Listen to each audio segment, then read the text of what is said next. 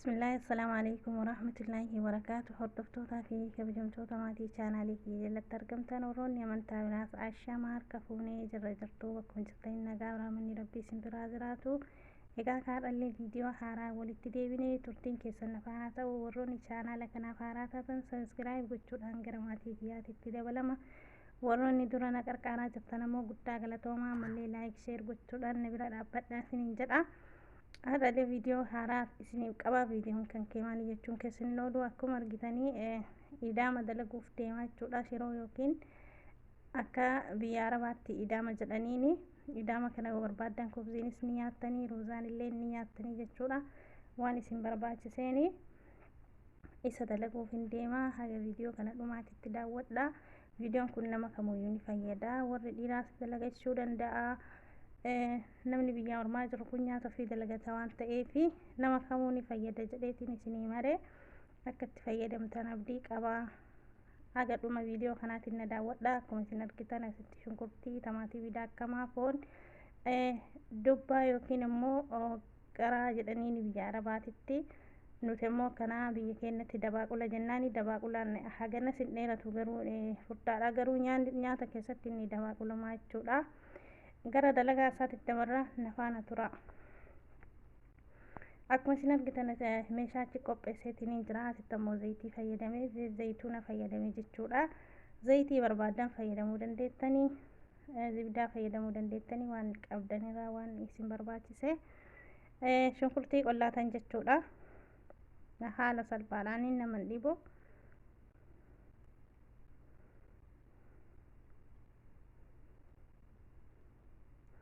Eega shunkurtii qollaatanii dhiqqoosii shunkurtiin isiniif haalaafuu zayitiidhuma wajjin waliin dhooftanii dhiiftanii jechuudha.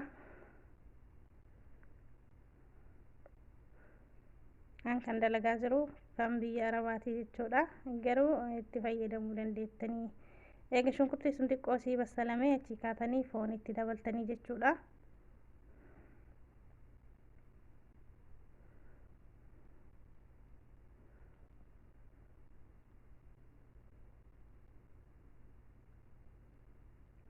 Xiqqoosii foon illee waliin dhooftanii kaatanii qimamii isin barbaachisu ka qabdanirraa itti fayyadamtanii jechuudha. Buharaata mushakkal, filfil aswad akkasuma qimamii barbaadan qimamii jaallattanirraa itti fayyadamtanii jechuudha. Dirqama kana jedhee isinii himuu miti. Qimamii hedduu jira waan ta'eef ka keessaa jaallatan ka mana keessanii argamu fayyadamtanii.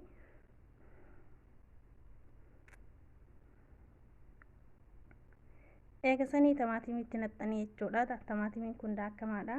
Maashinaan daaktanii jechuudha.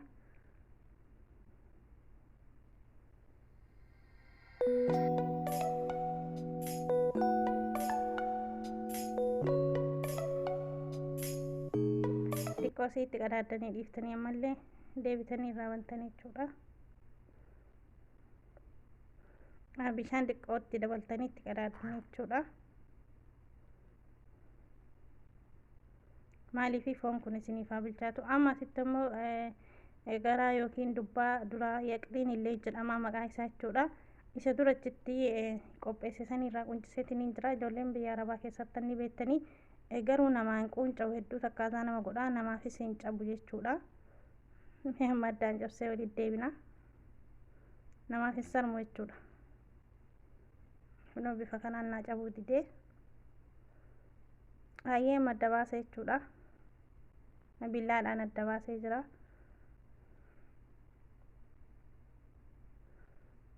Hedduu takka jabaata jechuudha. Garaa isaa kana adda baasanii firee kana keessaa baasuuf jechuudha. Wanti dabaaqulaadha jedheeniifis kun akkana jira jechuudha. Dabaaqulaan biyya keenyatti guddaadha malee yeroo garaa isaa adda baasanii firee kana qaba jechuudha. Garuu biyya kanatti akkana haala kanaan kanatti fakkaate kun akkana bifa kanaan keessaa qulqulleessitanii kana fakkaata jechuudha. Inni keessaa baheesi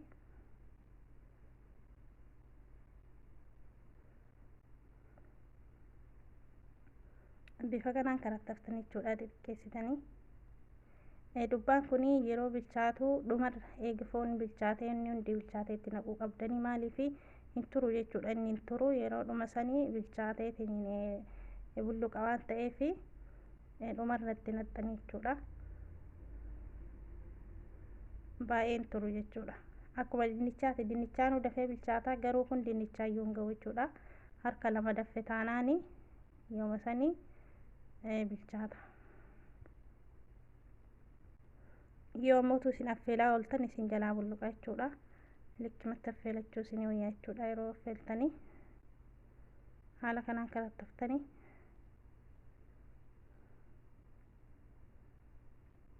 akkasuma shaggaadha. Nyaata keessatti illee hedduu nama garaan jabaatus garaallee ni laaffisa jedhanii baay'ee gaariidha jechuudha. Garuu ni mi'aawa jechuudha. Maaliif xaamiin isaa sukkaara jechuudha. Akka biyya keenyattuyyuu yaani xaamiin isaa sukkaaruma, kaasii kuni hedduu takka xaamiin isaa sukkaara jechuudha. Maaliif akka ta'e hin beeku. Sirimaa kaasii kun hedduu takka yoo bilchaatedhe sukkaaradha. Garuu ruuza wajjin, kubsii wajjin isinis yoo biddeena bitachuu dandeettan biddeena wajjin illee nyaachuu hin dandeettanii mirga keessan jechuudha. Kana fakkaataa bifa kanaan qopheessee maashaallah hedduu takka namatti tola. Hayyeen machitti foon keessan bilcheessitanii jirtanii yeroo kana itti naqattanii jechuudha. Kunuu bifa kanaanii isatti buuftanii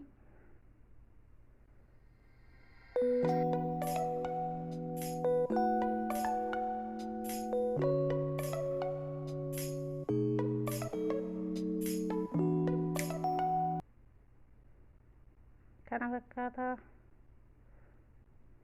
Bishaan illee ittiin baay'iftanii likkii bishaan isa isinii bilcheessuu danda'u. Maaliif bishaan hin dhuga waan ta'eef likkiidhumatti ilaalaa itti naqattanii jechuudha.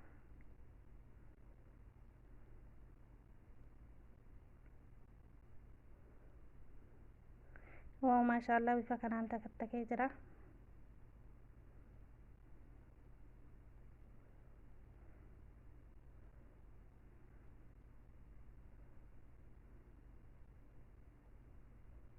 Kana fakkaata.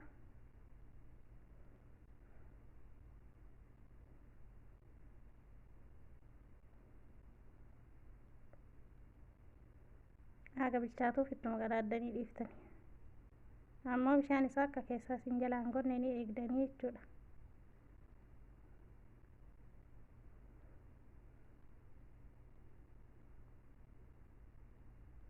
Dhumarratti ammoo kusbaraa itti dabaltanii jechuudha. Kusbaraan kuni baala dimbilaalaa jechuudha. Isatti dabaltanii hedduu takka nyaata mi'eessa.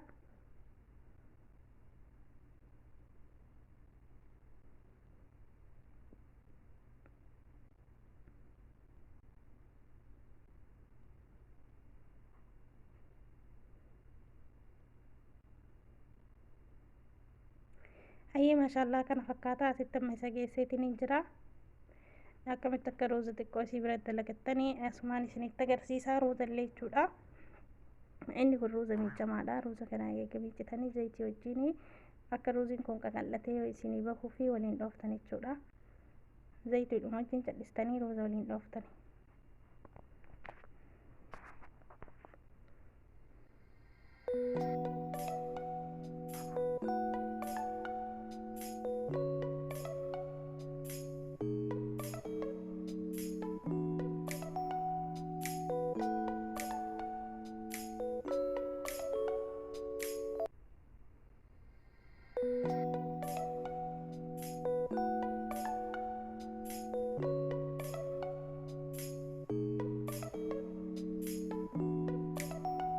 Soogidda qofatti dabaltanii zayitii duraayyuutti dabaltan jechuudha.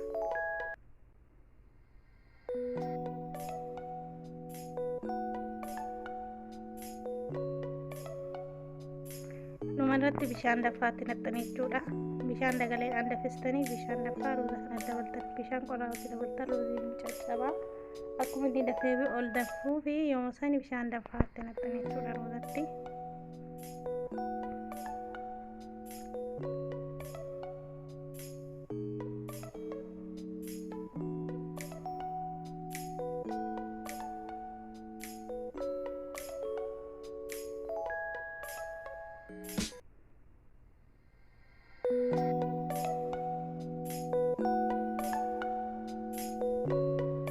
Maashaallah kana fakkaataa. Ruuzilleen bifa kanaan bilchaatee jira.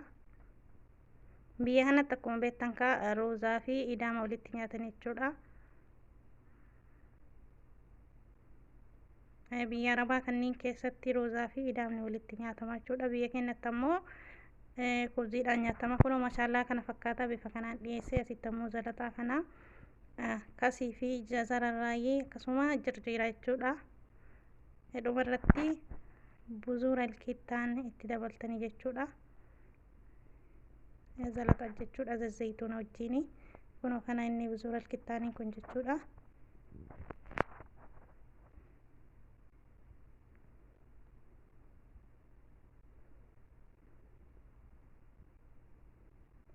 Kana fakkaata mashallah nyaanni hadhaa akka isinitti tolu abdii qaba. Haga viidiyoo biraatiin walitti deebinuuf viidiyoo kana laayik, sheer, sabiskiraayib gochuun dagatinaa.